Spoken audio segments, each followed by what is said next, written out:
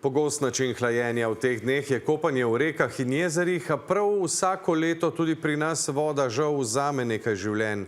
Lani je v Velenjskem jezeru utonil 24-letnik, letos so v reki Krki našli truplo moškega. Hladna reka je lahko prevelik šok za telo, tudi tok je marsikje premočan.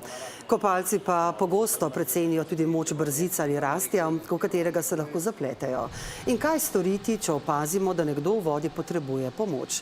Lara Miklavčič.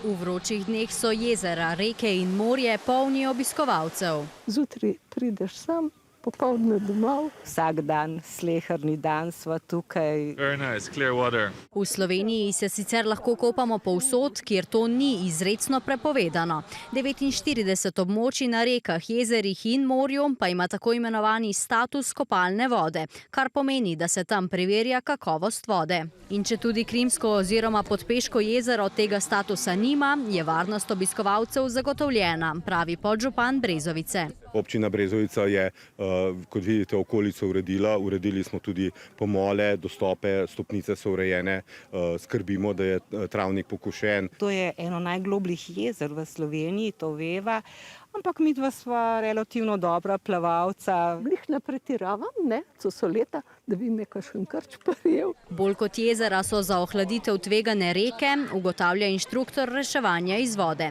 Hladne reke so lahko šok za telo. Recimo Sava Dolinka se redko gre nad 12 stopinj. Nevarnost predstavlja tudi močan tok. Pa skale, umetni jezovi, brzice in rastje. Če te tok nese na neke veje, se lahko te kopalke zataknejo za tok in dejansko ostanemo ujeti na tej veji. Zato plavajte tam, kjer je reka mirna, pravi Stan. In kaj, če opazimo, da je nekdo v vodi ujet? Tako da ga probate usmerjati.